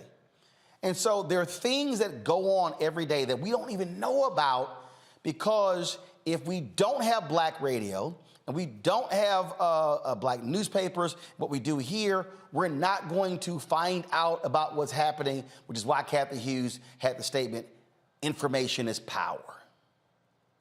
Well, Roland, now you're seeing why Noah became a drunk. Imagine telling people every day that it's going to rain and nobody's listening to you. And I stole that from Reverend Jackson, in case y'all are wondering. I'm not that creative. No, it's not. This is the second biblical reference Robert has used the show today. Just say you went to Bible study last night. It's Easter season, Roland. Hey, look, if Black China can be saved, so can I. But Roland, look, I think that this goes down to the fact that this administration has had an abysmal press shop since they've been in office. If you look at the national media, everything down from late night comedy to your 24-hour news networks, they still cover Trump as if it was 2015 leading up to the 2016 election cycle. If Trump sends out a tweet, you get 24-hour a day, 7-day-a-week coverage around it. Meanwhile, literally in the last 2 weeks, Joe Biden's administration saved the banking system from collapsing, and it got completely covered up by one tweet from Donald Trump. Secretary Blinken had a landmark agreement with the Philippines to reestablish U.S. naval presence there, completing the string of pearls that were meant to contain China's expansion within the South Pacific. That got no coverage. There was a deal put in place to sell U.S. nuclear submarines, circumventing France, to Australia, rebuttressing American naval power within the region. No coverage. So at some point in time, the administration has to understand you have to get your press shop in order, where instead of you waiting on these cable networks and for individuals to cover these things, you are sending out surrogates. There should be a surrogate from the administration on your show 3 or 4 days a week. They should be hitting up all Black radio stations. I'm on a lot of different Black radio morning shows throughout the country, throughout the week, and all of us say, no one's ever had the press secretary on. No one's ever had the vice president. No one's ever had a spokesperson for the administration. So as long as they continue to fail at just the most basic parts of PR, the most basic parts of getting your messaging out there, they can't be upset when their poll numbers are still in the toilet, because nobody knows what you are doing. And if nobody knows what you're doing, how are they going to support it? All they're going to continue to get is the MAGA narrative. Remember, Donald Trump comes from TV, comes from media. He is a game show host. He knows how to control the media cycle. President Biden's going to have to get somebody on his team who's able to do the same thing. But the thing here, though, Joe, this is not just a function of the Biden-Harris press shop. The problem is, if you do not have Black media that covers these issues, there's nobody to send. So what I'm trying to lay out here is that when you look at, and again, I'm just going to use the vice president's trip. Now, I know Essence is on the trip. Their CEO on the trip. They have a reporter who's on the trip, okay? The reality is, that's it. NNPA, the Black newspapers, don't have a correspondent on the trip. I can't think of, Urban One, which owns more Black radio stations, there's somebody on the trip. And so what I'm saying is that when we're dealing with what's going on here, when you have a dwindling number of outlets, when you do not have the resources that are going there, you're not going to get the coverage. So when people then go, oh my goodness, we didn't know about this stuff, it's because we literally are hoping and praying mainstream talks about it. As I said, CNN, MSNBC, Fox ain't even covering what the vice president is doing. So what do they say? A tree falls in the forest, nobody heard it.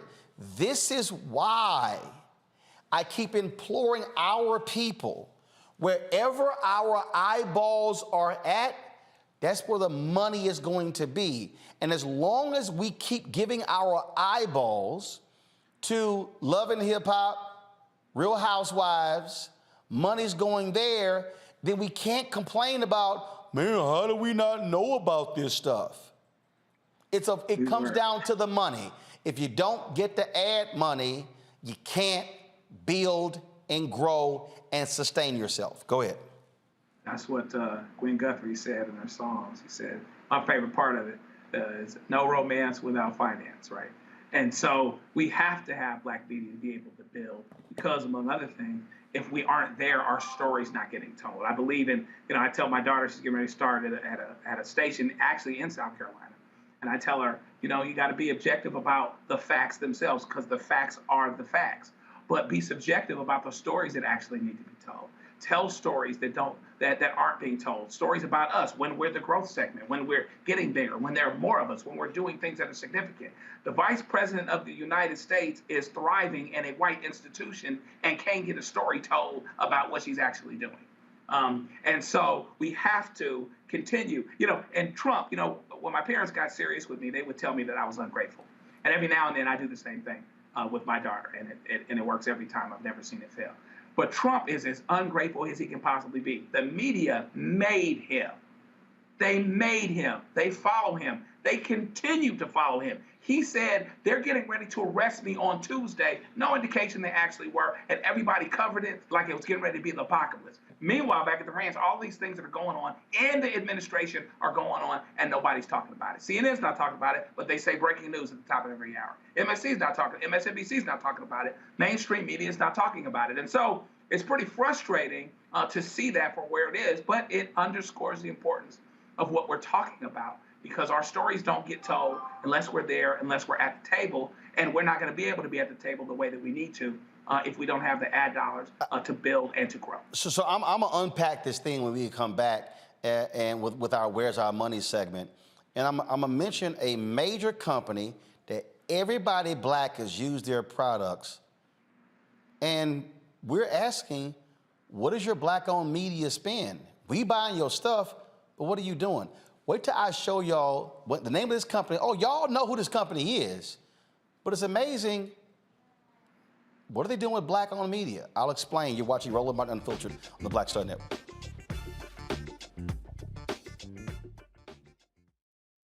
When you talk about blackness and what happens in black culture, we're about covering these things that matter to us, speaking to our issues and concerns. This is a genuine people-powered movement. There's a lot of stuff that we're not getting. You get it, and you spread the word. We wish to plead our own cause. Too long have others spoken for us. We cannot tell our own story if we can't pay for it. This is about covering us. Invest in black-owned media. Your dollars matter. We don't have to keep asking them to cover our stuff. So please support us in what we do, folks. We want to hit 2,000 people, $50 this month, raise $100,000. We're behind 100,000, so we want to hit that. Y'all money makes this possible. Checks and money orders go to P.O. Box 57196, Washington, D.C. 20037-0196. The Cash App is $RM Unfiltered. PayPal is R Martin Unfiltered. Venmo is RM Unfiltered. Zelle is Roland at RolandSMartin.com. Hi, I'm Dr. Jackie Hood Martin, and I have a question for you. Ever feel as if your life is teetering and the weight and pressure of the world is consistently on your shoulders? Well, let me tell you, living a balanced life isn't easy. Join me each Tuesday on Black Star Network for A Balanced Life with Dr. Jackie. We'll laugh together, cry together, pull ourselves together, and cheer each other on. So join me for new shows each Tuesday on Black Star Network, A Balanced Life with Dr. Jackie.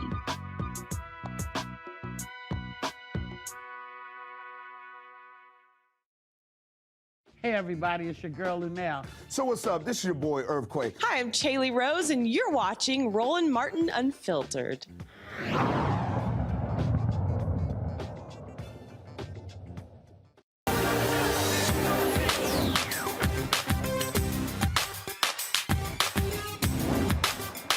We've been frozen out. Facing an extinction level event. We don't fight this fight right now, you're not going to have black-owned media.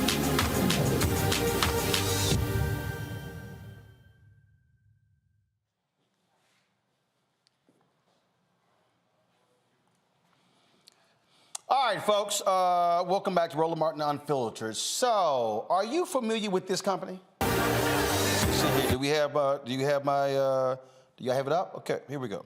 Y'all familiar with this company here? Let's see here. Okay, for some reason, we're not able, why is it not pulling up? Let me just double check it here. Give me 1 second, y'all. I know, I'm gonna pull it back up because it keeps going in and out, so. Okay, all right. All right, so let's see here. Airplay is, I see what's going on here. So the Clorox company, I think it's the distance from where it is. So we use Clorox. All right, I'm gonna walk back over here. I need to show y'all what I'm talking about so you can understand what's going on. So we talk about the Clorox company, okay? You may go, okay, I heard of Clorox, but you know, what are you talking about? The Clorox company, isn't that just they just sell products and then, you know, cleaning products and stuff along those lines? Well, that is what they do, but they are a $19 billion a year corporation. Let me say it again, $19 billion a year. In fact, you should be able to see it now. This is their market cap, okay? That's right, their market capitalization is $19.21 billion. Their stock price trades at $155.50. And so, now, why is that important? It's important because we spend a lot of money on Clorox. Every black person I know has used Clorox products to clean something in their home. We still do. And we have been reaching out for the last couple of years to Clorox to talk about, you know, their spin with black-owned media. Crickets. Now, black folks use a lot of the products, and we've been looking at, you know, we've been challenging all these corporations, and many have stepped up to commit to spending with black-owned media. General Motors, McDonald's, Coca-Cola, Group M announced several of their companies will be spending at least 2%. That number, they said that number went up to 5% with diverse groups. And you're talking about Clorox. But see, now here's what's interesting when we talk about, again, these companies. And I need y'all to understand when these companies are doing certain things. So go to my iPad. So this is their website right here, okay? Now, what you'll see right here is when you go down right here, you see that? Oh, inclusion, diversity, equity, and allyship. Let me click that. And so all of these companies, they have all of these DEI statements, diversity, equity, inclusion, and what they mean, and their goals, and gender and ethnic minority pay equity, gender and ethnic minority representation, inclusion index. Let's go ahead and click that inclusion index. Not sure if they have it. You know, let me just click more, what their goals are. And again, leadership team and all this sort of stuff like this. And so here's the inclusion index. In terms of the inclusion index for women was 82%, people of color 76%, the total company was 81%. I have no idea what the hell that means. I have no idea what that means. This, what their inclusion index. See, I told a company this here. I told a company that I don't praise you because of press releases. I don't praise you because of, you know, posts you put on social media. I said I praise you based upon direct deposits. It's really what you do. And what we should be doing as African Americans is challenging these companies in every way. Not just what money do you spend with black-owned media, but you have law firms you do business with. Are you using black law firms? You have PR firms. You have event planners. You have transportation companies. You have catering companies. You have an array of accounting. Do you have a black accounting firms? There's an array of professional services that all of these companies utilize. And what often happens is when we start asking these questions, all of a sudden you start looking at numbers, and the numbers don't all add up in these companies. And so we're challenging them because, like right now, you can go to my iPad. I mean, this is the executive team of Clorox. This is them, their CEO, Linda Rendell. And you're going on here, and so the executive, the black executive is a sister. She is the VP and Chief Diversity and Social Impact Officer. Now, let me explain why that's sort of a problem. And again, I don't know the sister. I got nothing against the sister. But the problem in corporate America is that these are not what we call P&L responsibilities, meaning that you don't have any profit and loss responsibilities. So when you're in one of these jobs, how is that really an important factor? So when you don't have any African Americans who are on, when it comes to the executive team, who are in those P&L responsibilities, well, then it is a problem. Now, again, when I think about the board, they do, here's the board, can go to my iPad, please. This is their board of directors. And so you see who their board members are, various people. And there is a brother on here, and I've met Christopher before, and I plan on reaching out to Christopher. Christopher J. Williams, he's the chairman of Siebert Williams Shank and Company, LLC. Like I say, I met Christopher a number of times. Again, the thing that why this is important is because, folks, black board members must also, and I'm not just calling Christopher, I'm talking about all black board members, must be pushing these companies to deal with this, because if we're not discussing the money, y'all, we ain't having the right conversation. And Robert, Rebecca, and Joe, people keep saying, man, you know, because I saw you on the Breakfast Club, and I saw you on Ebro in the mornings, and I saw you on Vlad TV, and man, you keep talking about this stuff, and man, I don't understand, why you begging and why you doing all this, and I keep trying to explain to them, when you're talking about social impact, when you're talking about social justice, if you're not having a black economic social justice conversation, ain't a damn thing changing, Robert. You're absolutely correct. One of the things that when I first started in civil rights was I was an intern for Janice Mathis, the current executive director of NCNW. And what we would do is a corporate report card of Fortune 500 companies within the Southeast, detailing the number of, as you just did, African Americans on the board of directors, African Americans in senior leadership. Do they have a diversity and inclusion initiative at that corporation? Whether or not their supply chain is diverse, et cetera. And the last time we updated it was a 20-year update, and the numbers had only barely changed. Other than some companies put in place a diversity and equity and inclusion officer, board members still 90+% white, corporate leadership 90+% white. And the reason that this is significant is, for people who are wondering, those media outlets you consider to be black media outlets, where they're not fundraising or where they're not asking for money, often that's because the people behind the scenes are not reflective of the people in front of the camera. And therefore, the people in front of the camera do not have full editorial control. They do not have the full ability to tell the stories that our community needs to hear, because there is this stereotype in white media that black people don't like news and information. That the only thing we care about is entertainment, celebrity gossip, sports, those sorts of things, and occasionally black violence porn, but that we do not care so much about hard-hitting black news. This is why so many efforts at black news have failed over the years, because of this belief that we simply put do not want it and do not believe in it. And I think it's time for us to stand up and make a clear showing that we want real news to come to our communities, and we will support real news when it comes to our communities.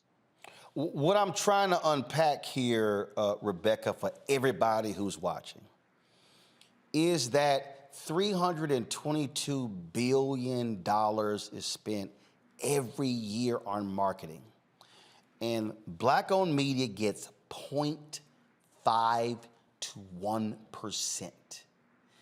If people want to know why there's only one black-owned media outlet on the trip with Vice President Kamala Harris, if people want to understand why you don't have a single black-owned media person that covers Congress, if people want to understand why, when the Megan Thee Stallion, Tory Lanez trial happened, black-owned media wasn't covering it, it's because you can't afford to pay people if you don't have the money. I think it was Dr. King who said that budgets are moral documents. And I wholeheartedly agree with that statement, because what a budget does, it shows what your priorities are. And if black folks, if black-owned businesses, if black media is excluded from any budget, it's letting us know that we are not a priority, that our black doctors, our black lawyers, our black business people, our black media companies, our Black public relations companies, our Black public affairs companies aren't a priority for that particular business.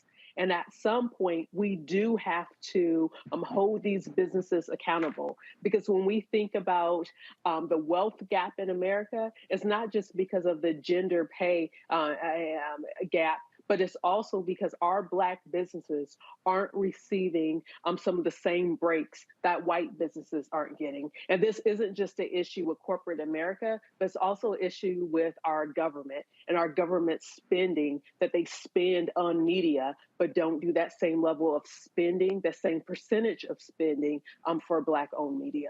And so go to my iPad, please, before I go to Joe. And Joe, this is the Clorox. This is what they spend every year on advertising. This, according to this chart, in 2019, they spent $581 million.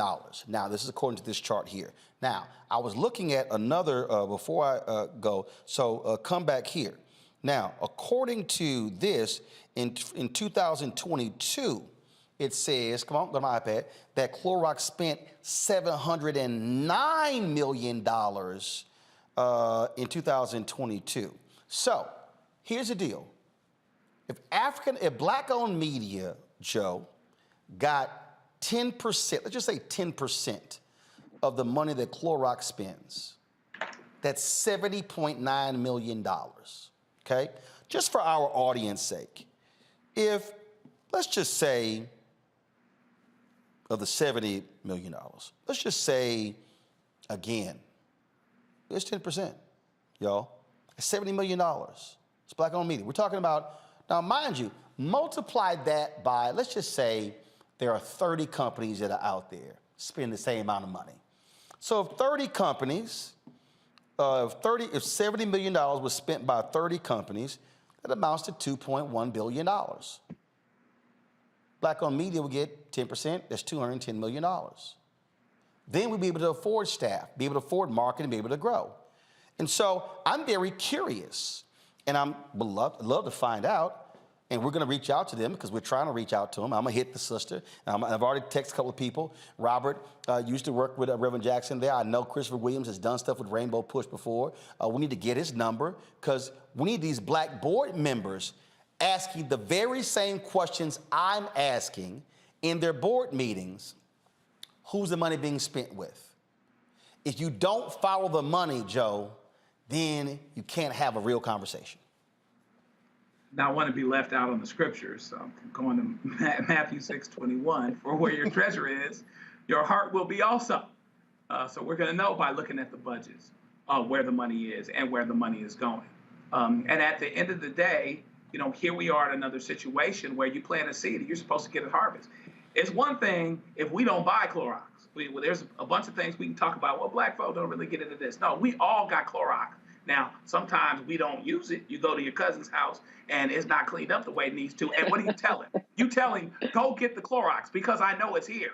Me, I was using the Clorox over the weekend on the edge of my toothbrush, straightening out my Adidas Superstars. Can I be real? You know what I mean? We've all got Clorox. We all use Clorox, okay? And so plant a seed, get a harvest. You know, there was a time when we bought a third of movie tickets all those years ago and didn't have any Black-owned theaters.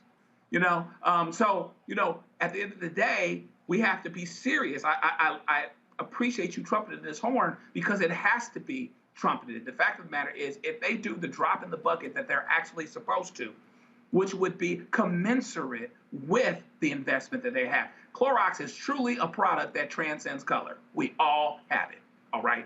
And so, therefore, if they do what it is that they're supposed to do, and that's why we have to press that button, we would be a lot further along, and the stories that need to get told would get told. And so we have to continue to press that button. Well, we're going to keep pressing it, and we're going to keep calling and emailing, and then we're going to report back to you and tell you if they actually answered our phone calls or emails, and if they didn't, we'll be having another conversation. Tech Talk is next on Roland Martin Unfiltered.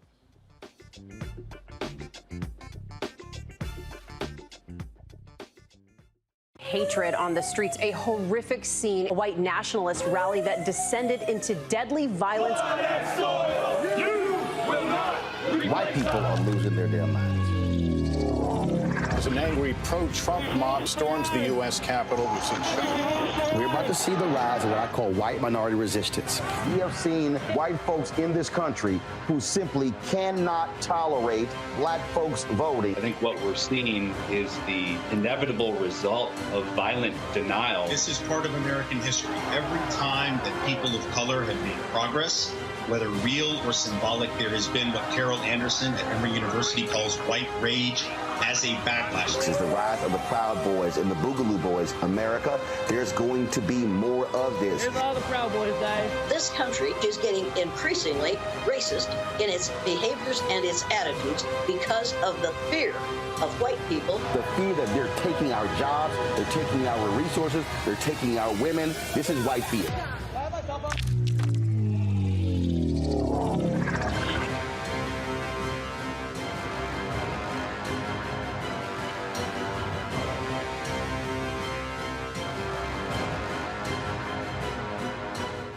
Hi, I'm Vivian Green. Hi, I'm Wendell Pierce, actor and author of The Wind in the Reeds. Hey, yo, Peace World, what's going on? It's the Love King of R&B, Raheem Devon, and you're watching Roland Martin, Unfiltered.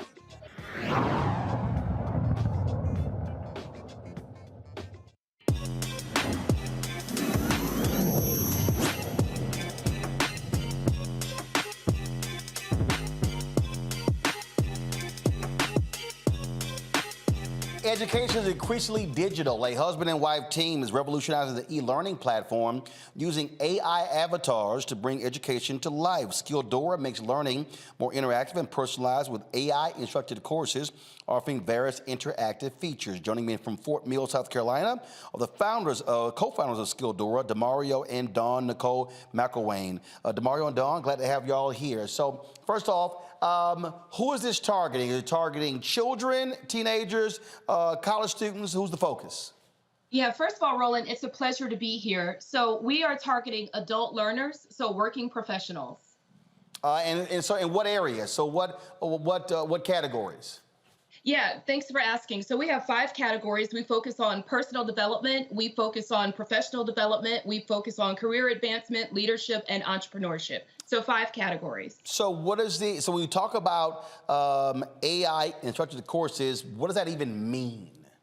Yeah, that's a great question. Do you want to take that one? I know you. No, you're the we're husband and wife. Go ahead, dude. Yeah, so AI instructed courses is really a unique, novel concept, Roland. It's really the concept of taking what human instructors used to do and instead programming AI instructors to deliver that content seamlessly. So that's really what it is, AI delivering e-learning content. You launched it when? We launched it a year ago now. Yes, May 3rd to be exact. Is it subscription-based, free? How does that work? Well, the app, to download the app is free. To join the online community through the web browser is free, but the courses are paid courses. Gotcha. So in-app purchases, yep. Yeah. Okay, questions, let's see here. Robert, I'll start with you. What types of courses are available, particularly for adult learners? You know, I know a lot of people have been trying to learn foreign languages, certifications for jobs, learning agile program management. Or what types of courses can people learn with this program? No, Robert, you hit the nail on the head. These are exactly the types of courses we're delivering. So let's just start with a few examples. So number one, AI is big, right?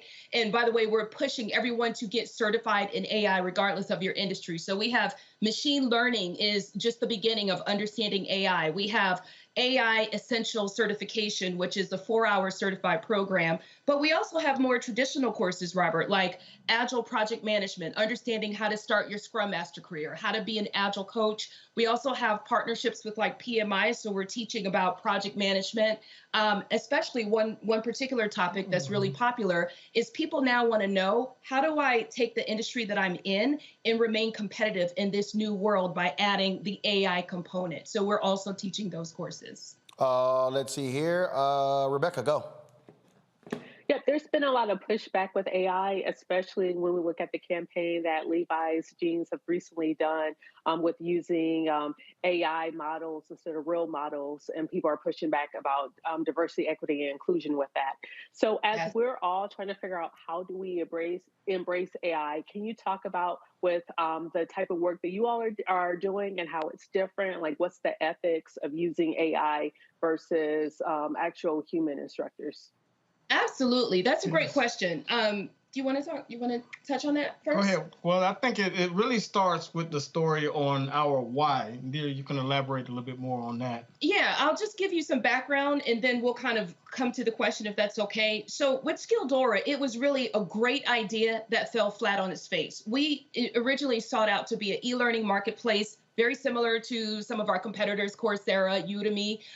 What happened, though, is when we sought after professionals like legal and psychotherapist folks to build courses to sell on the platform, that idea quickly failed because what we found is that humans, most of them, who weren't professional teachers, really were shy in front of a camera or didn't have the time to sit down and actually do the thing, or editing was a problem. So a year ago, we sort of said, what if we didn't have to rely on human subject matter experts? It would be great if we had some sort of supplemental experience. And so this is where the AI comes in. And it's important to say this is why we're pioneering it in education, because we can point to a real problem: teacher shortages, learning loss recovery post-COVID, right? So we are using AI for good. We are aware of some of those challenges. Like, for example, ChatGPT was a good thing and a bad thing, right? Because now people didn't know if they should trust AI or not. So we are also educating in terms of what good looks like with AI. What does ethics look like? What are some AI biases and some best practices that we've already overcome?